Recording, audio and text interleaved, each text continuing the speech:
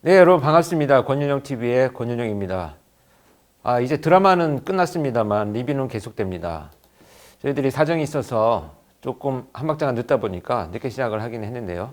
마지막 화까지 리뷰를 기다리시는 여러분들에게 잘 전달해 드리도록 노력하겠습니다. 같이 하시는 두 분 인사드리겠습니다. 네, 안녕하십니까, 서한서입니다.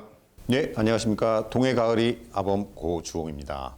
예, 요즘 코로나가 너무 심각한데 우리도 그래서 오늘도 다 검사를 하고 또 녹화를 시작을 합니다만 여러분들 각별히 건강에 유의하시고 혹시 격리된 분들이 계시다면 쾌차하시기를 간절히 바랍니다. 자, 오늘 구부에 대한 리뷰가 시작이 되는데요. 이제 점차 이제 뒤로 갈수록 안타까운 장면들이 많이 나오고 있습니다. 자, 좀 화면을 보면서 얘기를 해볼까요? 사실 이 지금 장면은 조금 창작이 되긴 했습니다. 이제 연고를 찾지 못하는 분들이 계셔가지고 그렇게 따로 장례를 치르기도 했는데 이건 뭐 행정처분을 해서요. 이 무연고 처리를 하기 때문에 이 절차에 대해서는 제가 오늘 뭐 생략하고 다만 한 분이라도 더 시신의 그 신원을 확인하기 위해서 그 지문 검색을 하는 요원들이 한 분 정말 어떤 분은 한 100회 이상 지문을 채취를 했어요. 융선이 잘 안 보여가지고. 뭐 부패나 이런 상황들 때문에. 부패되고 또 훼손되고 이래서 한 100회 이상 계속 지문을 채취하고 또 채취하고 또 찍고 잉크를 발라서 또 채취하고 이렇게 해서 신원을 최대한 밝혔고요. 손이 훼손돼 있는데 지문을 유심히 봤는데 이미 봤잖아. 지문이 이미 다 썩었어. 이미 부패해가지고 부패액이 줄줄줄 흘러요. 부패액이 흘러서 또 망가지고 손가락 한 개로 그 손가락 한 개로 몇 번을 채취를 했나? 161번을 채취를 했더라고요. 161번. 그다음에 그 현장에서 나온 DNA하고 또 가족들 실종 신고를 하신 가족들하고 다 맞춰가지고 최대한 많이 이제 확인이 됐었죠. 네, 여기 이제 체포되고 나서 이제 브리핑을 하는 장면이죠. 네. 조금 지나가서 볼까요? 예, 한 2분 47초 여기 정도 보면 이 서울지방경찰청장님이 이제 발표를 하시면서 그러고 나서 이 사건 기록에 대한 걸 유영철 수사건에 대한 그 사건 백서를 만든다고 하는데 그거는 이제 언제쯤 만들어진 겁니까? 이거는 이제 다 송치가 되고 나면 이 나머지 송치가 되었지만 검찰에서 계속 추가 수사를 요청하는 경우들이 있습니다. 그렇기 때문에 완벽하게 수사가 마무리되고 나서 기소할 때쯤 되면 이제 수사는 거의 끝나거든요. 이 무렵이 되면 이렇게 큰 사건들은 그동안에 이제 수사본부에서 있었던 수사 기록들을 다 모으고 그 기록들을 다 정리해가지고 백서를 발간을 하죠. 그래서 무엇이 잘못됐는지, 또 무엇을 잘했는지, 또 향후에 이런 유사 사건이 났을 때 무엇을 참조할 것인지, 뭐 이런 다양한 이유로 백서를 이제 제작을 하게 되죠. 그래서 유영철 백서는 저도 참여를 당연히 했었고요. 그래서 그 백서 뒤에 제작에 보면 뭐 이름도 들어가 있습니다. 근데 이 백서는 참 볼 수가 없을 만큼 안타까운 기록들이 많이 있고요. 이 백서를 만들면서 이제 각 한 권 한 권마다 번호를 새겨가지고 경찰관들만 보면서 사건 수사에 활용할 수 있는 이런 것으로 이제 제작을 했습니다. 그래서 막 유포되거나 전파되지는 않았죠. 어쨌든 뭐 그런 것들이 수사기관에서 범인을 잡기 위해 혹은 범인의 행동 양식이라든지 이런 걸 알기 위해 만드는 백서니까 일반인들이 뭐 굳이 보면서 또 그렇게 되면 뭐 모방 범죄라든지 그렇죠. 혹은 이런 것들이 있을 수 있으니까 좀 주의해야 되는 네. 백서가 아닌가 이렇게 그렇습니다. 그래서 뭐 지금 알려지지는 않았습니다. 그렇지만 이 당시의 수사 기록들을 다 모아서 이렇게 백서를 만들고 또 잘잘못에 대한 평가들을 하고 그런 과정들도 이어졌었다 이렇게 이해를 하시면 될 것 같습니다. 여기 지금 한 4분 50초 가량 되는 부분에 이제 나오는 게 있는데 지금 어쨌든 이게 유영철 사건 뭐 이런 것들이 지금 무동기 사건이잖아요. 그 동기가 없는데 그냥 무고한 시민들 이런 분들을 살해하거나 이러는데 이런 범죄가 그 시대적 조류나 이런 거에 따라서 뭐 증가한다거나 혹은 줄어든다거나 요즘은 연쇄 사건이 거의 없지 않습니까? 어떤 이유가 있는지 좀 설명을 해주시죠. 이제 불특정 다수를 대상으로 자신들의 감정을 표출하는 이런 범죄 유형을 우리가 이제 묻지마라고 표현을 하죠. 사실 이제 이런 사이코패스들에 의한 연쇄 살인도 묻지마 범죄 유형에 속하긴 합니다.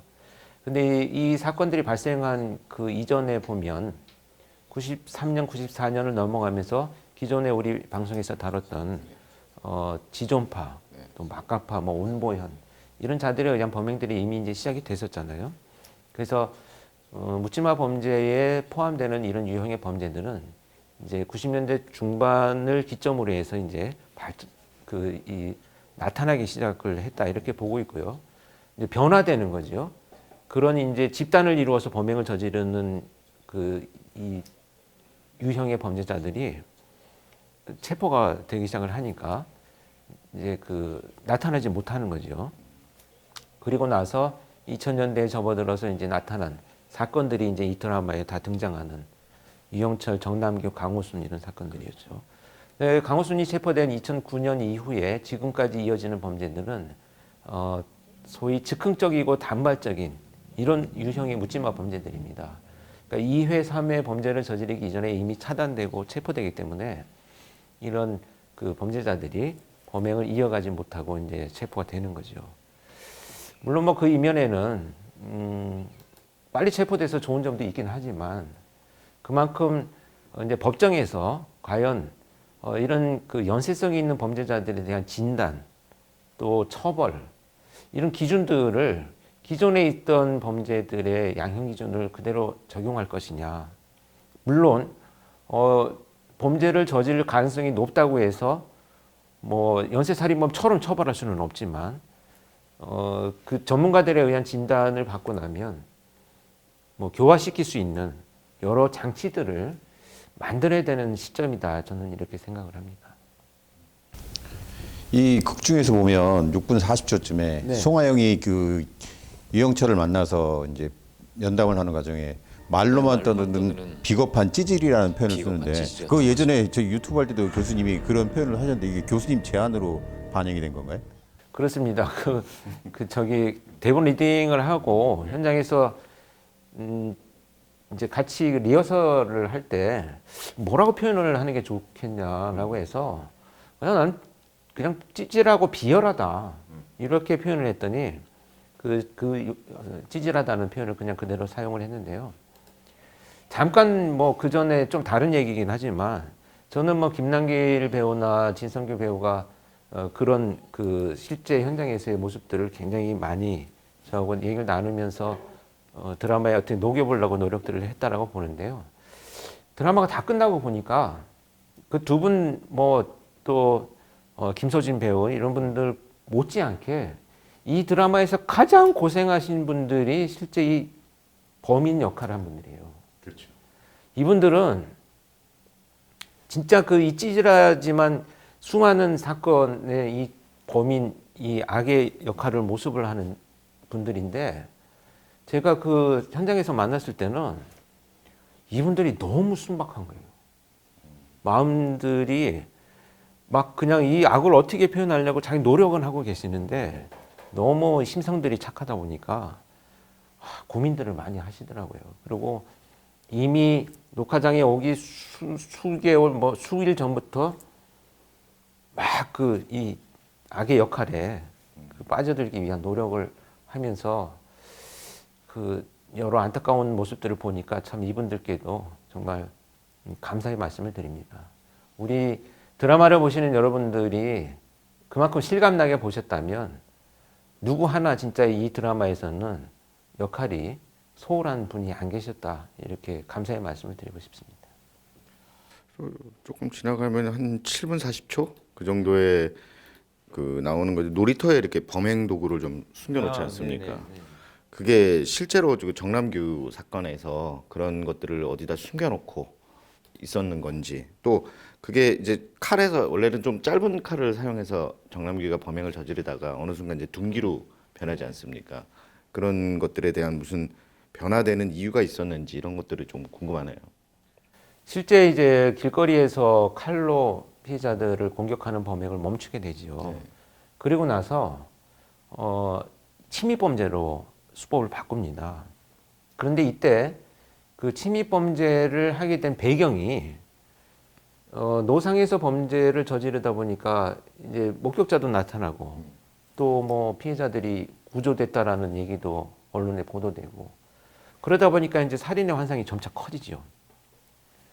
전에 우리 방송에서 이제 그 정남규 사건 때 말씀드렸던 것처럼 수법을 바꾼다라고 하는 것은 이자들의 살인의 그 이 환상이 훨씬 더 증폭되었다라는 것을 의미를 합니다.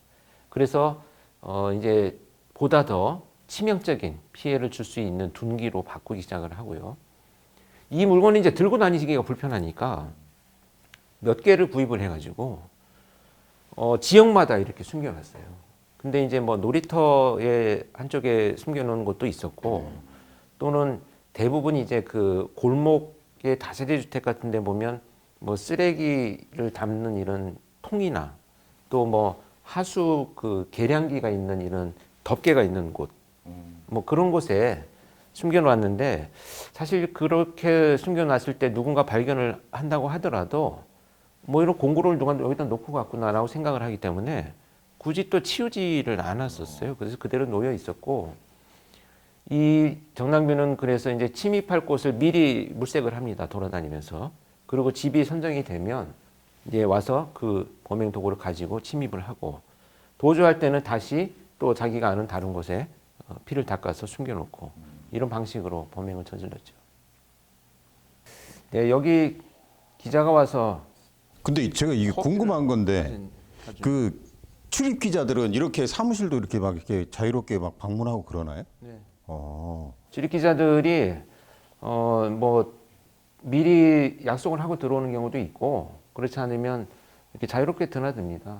이게 그 기자들의 이 취재에 대해서 물론 사건이 발생해 가지고 조사를 하고 있는데 막 들어오진 않아요. 그렇죠. 근데 평상시에는 이렇게 자유롭게 와서 차도 한 잔씩 마시기도 하고 이렇게 유대 관계를 갖고 지내죠. 실제로도 이 범죄 행동 분석 프로파일링 팀에 대해서 언론 기사가 최초로 난 게 언제쯤부터 났습니까? 제 기억에 제가 처음 인터뷰한 거는 2002년도입니다. 2002년도 그러니까 이 이혼치 사건 발생의 전이죠. 전이네. 그래서 초창기에 막 면담을 하러 다니고 범죄자들을 이제 뭐 보고서를 만들고 야, 뭐 하는 거야, 니네. 뭐 이런 소리 들을 때 그 이제 인터뷰를 한다고 왔어요. 그것도 이제 그 이 진성규 배우 역할을 했던 윤회출 그때 실장이었었는데 경찰이 지금 이런 걸 한다.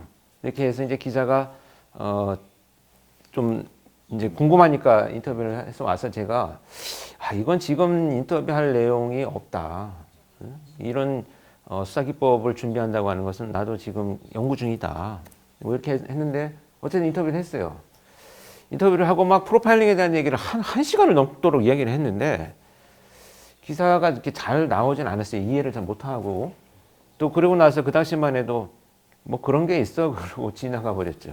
그래서 제 기억에는 2002년도에 서울에 있는 모 경찰서에 면담을 갔다가 기자를 만나서 인터뷰한 것이 처음 기억인데 그 기자님이 저를 기억할지 모르겠습니다. 그때 실제 사진도 나갔습니까? 사진이 나갔던 것 같은데 잘 기억이 안 나요. 여기서는 사진이 노출돼 갖고 약간 곤혹을 겪는 그런 부분들이 내용이 있어서. 근데 그때 처음에 인터뷰할 때 나간 사진 때문에 곤혹하지는 않았어요. 이 정남규의 집에서 나온 사진은 한참 이후에 그 2003년 또 2003년 말인가 그때 그 주간지에 인터뷰한 내용을 갖고 있었던 거고요. 그것을 이제 이렇게 극화시켜서 표현한 겁니다.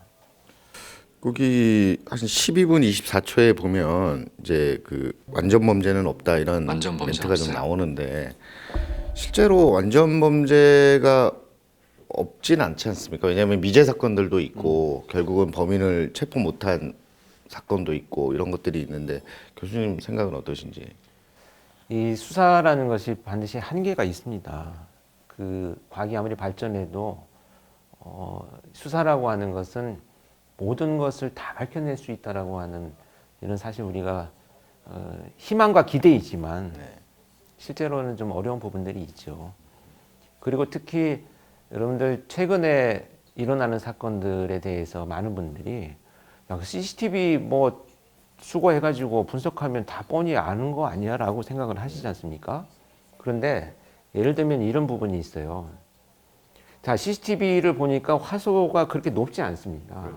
그러면 저쪽에 분명히 여기서 추적을 해서 나간 트럭이 어둠 속에서 저쪽에 들어가서 물건을 내리고 오는 것이 장면에 찍히는데 차 번호가 안 찍혔단 말이에요. 보이지도 않고 희미하게 물체만 이동하는 것이 보입니다.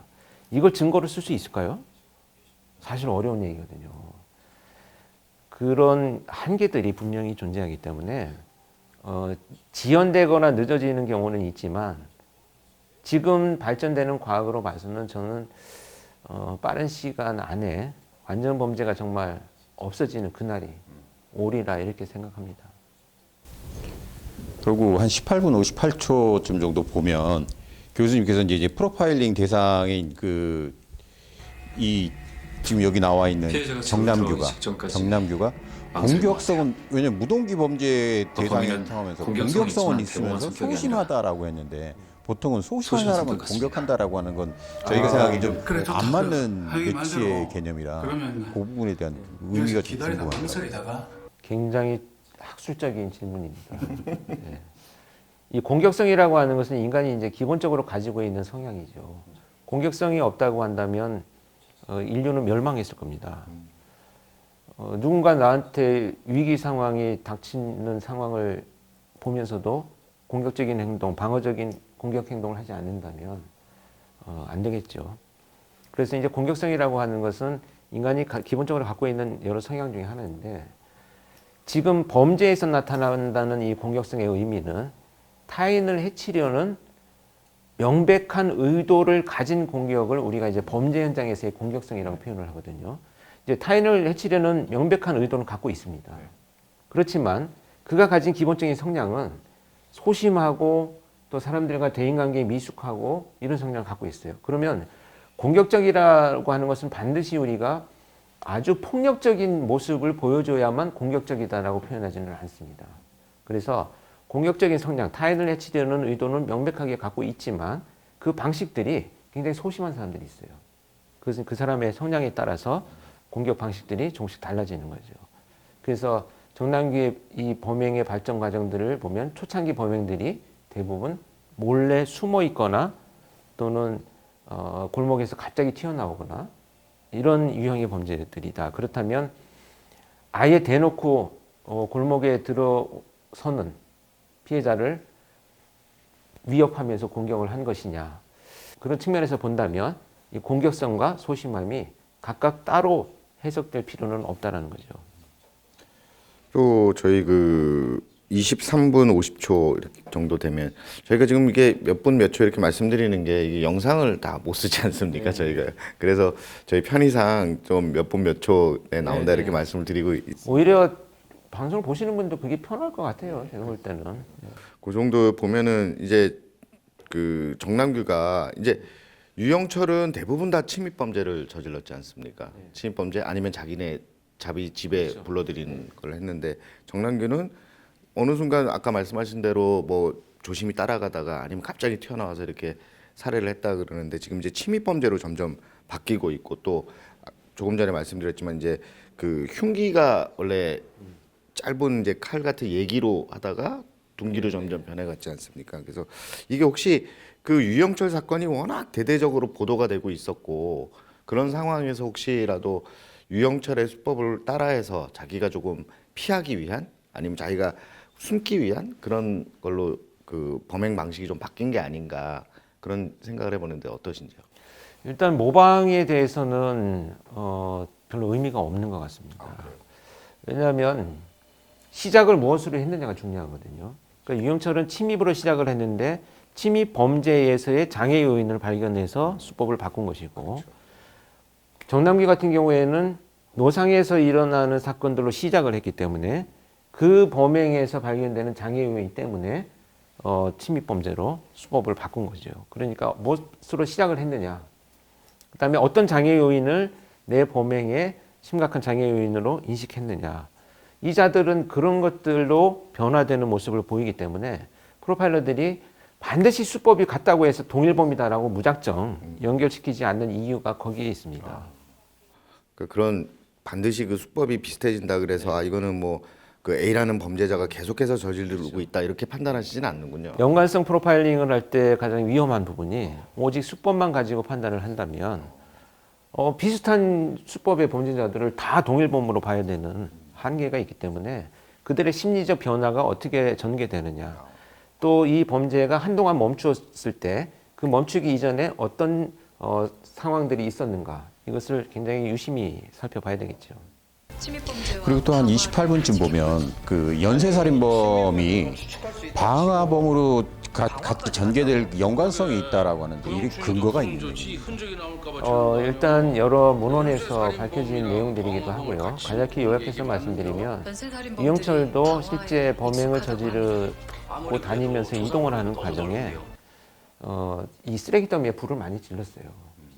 그다음에 정남기도 마찬가지고 성범죄를 저지르면서 불도 지르고, 이렇게 방화와 성범죄 이런 심리적 기제들을 같이 하나의 그 유형 안으로 묶어서 해석을 하고 있습니다. 그래서 우리 한국 경찰의 프로파일러도 마찬가지지만 영국이나 미국의 그 유형 분류한 것들을 보면 살인과 방화와 이 성범죄를 큰 틀에서는 하나의 카테고리 안에 넣어놓고 연쇄성을 가지고 있는 위험한 범죄로 분류를 하고 있습니다. 보통 사람들이 뭐 불구경, 그다음에 저희 어렸을 때만 해도 요즘은 그런 게 없는 것 같아요. 저희 어렸을 때 불장난 같은 걸 많이 했지 않습니까? 그게 꽤나 재밌던 놀이 중에 하나였는데. 그런 시절이 있었죠. 네. 그런 뭐 그 방화를 하고 나서의 물론 그 증거물을 없애려는 의도도 있겠지만 또 방화가 되고 뭐 그렇게 돼서 큰 불이 생겼을 때 쾌감이나 이런 것도 얻을 수 있는. 그렇죠. 그러니까 이 자들이 결국은 다른 사람의 삶을 파괴하자는 데 목표를 갖고 있기 때문에 성범죄, 정말 피해자들의 온 삶과 또 그 영혼과 그 가족들의 모든 걸 파괴하는 범죄지 않습니까? 방화범죄도 사실 어떻게 보면 방화범죄로 인해서 정말 치명적인 피해를 입게 되거든요. 우리가 이제 과실을 처벌하지 않는 많은 범죄들이 있습니다. 그러니까 과실이 인정이 된다면 그 예를 들어서 뭐 감경시켜 준다든지 또 고의의 의도가 없다면 뭐 형량을 좀 이렇게 조정하는 이런 여러 가지 양형이나 기준들이 있는데 유일하게 방화범죄는 과실범도 중범죄로 처벌을 합니다. 그래서 산불이 정말 어마어마하게 나서 지금 우리 굉장히 고통스럽잖아요. 네, 그렇죠. 뭐 난 담배 피우다 실수로 버렸어. 중과실로 처벌받습니다. 그래서 이 방화라고 하는 것은 수많은 사람들의 삶의 터전을 다 없앨 수 있는 위험한 거기 때문에 사소한 방화라도 굉장히 무겁게 처벌을 해야 되겠죠. 이게 또 35분 43초쯤에 이게 나오는 건데 그 영구 미제 사건으로 분류는 그 어떤 뭐 공소시효라고 할까요? 이런 것들이 관계가 좀 있지 않습니까? 그 뭐 예전에는 살인 범죄도 공소시효가 15년 이렇게 됐는데 지금은 없어졌죠, 그게. 그래서 그런 미제 사건이 생겼을 때 공소시효가 지난 사건들도 있지 않겠습니까? 그런 것도 수사를 하는지 그런 부분들. 공소시효가 지난 사건은 실질적으로는 수사하지 않습니다.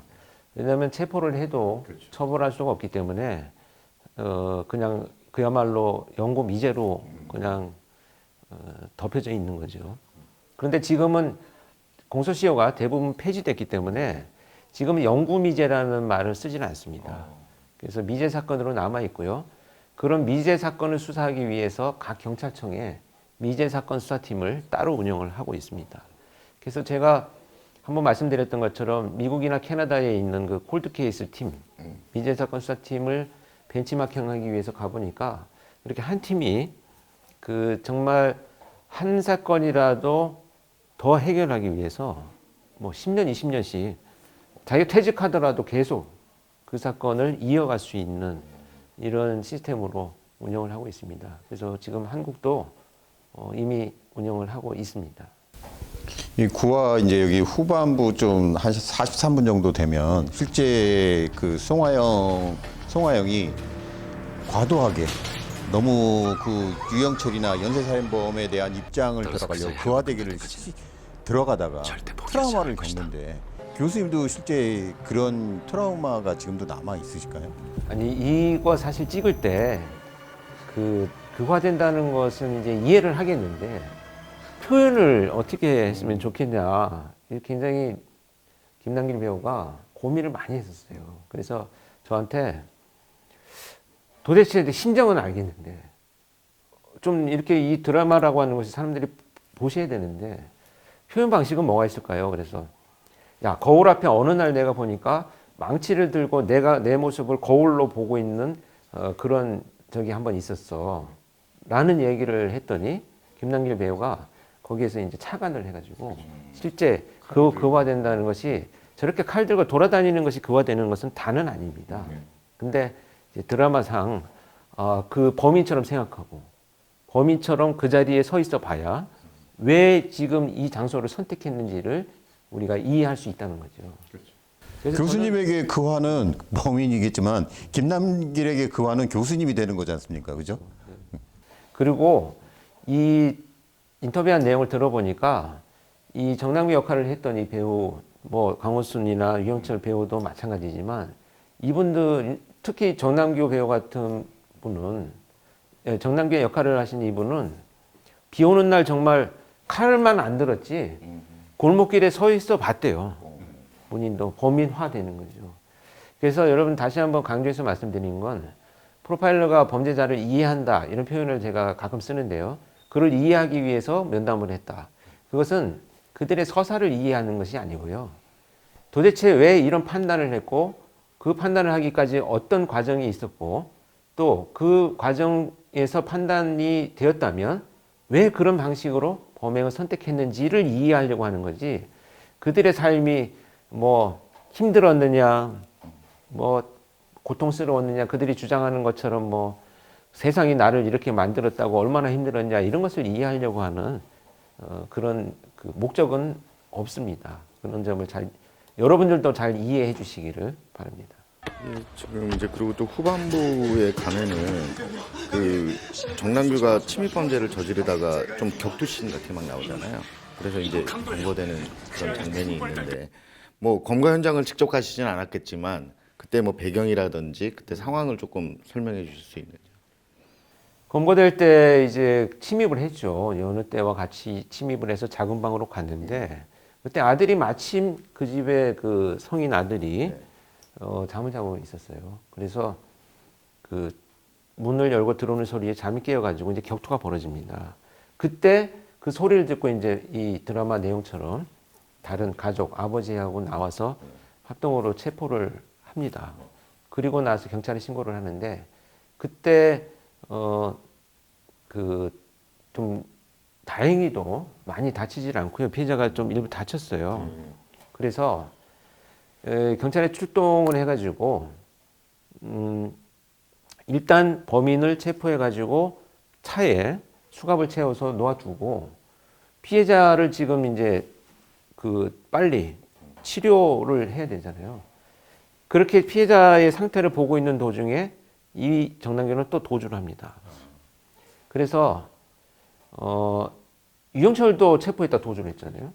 그래서 정남규도 체포를 했다가 도주를 했는데 다행히 그때는 시스템이 훨씬 잘 돼 있어가지고 바로 경찰서 전 형사와 타격대가 출동을 해가지고 그 인근 그 건물 옥상에 숨어 있던 정남규를 주민의 신고로 체포를 바로 합니다. 그리고 나서 강도 상해 미수범으로 그 수사 보고서를 이제 만들게 되죠. 그래서 그 보고서가 이제 경찰청에 보고가 되는 바람에 제가 그 보고서를 열람을 하고 연락을 받고 바로 경찰서로 이제 진출을 합니다. 네, 이제 정남규의 집이 이렇게 나오고요. 네. 들어놓아서 이렇게 신문들을 보잖아요. 네. 근데 사실 제가 압수수색 갔을 때 이렇게 신문을 붙여놓기까지는 아니고 머리밭에 이렇게 쌓아놨었어요. 겹겹이. 그래서 굉장히 많이 쌓여 있었습니다. 스크랩 해놓은 거는 따로 있었어요. 자, 그런데다가 이제 알아보잖아요. 일면식도 없는데 결국은 뭔가 언론에서 본 사람이니까. 예, 그때 그 인터뷰한 내용 나온 거를 보고 이제 알아보잖아요. 네. 그 장면. 네. 근데 그 인터뷰 내용이 아까 이제 말씀드렸던 그 주간지를 네. 갖고 있었던 거죠. 이 드라마상에서 보면 이렇게 이제 농이 보이는데요. 그 농 서랍 속에 잘 넣어놨었어요. 네, 9부는 여러분 이렇게 마무리를 하고요. 또 흥미진진한 10부로 넘어가 보겠습니다. 고맙습니다.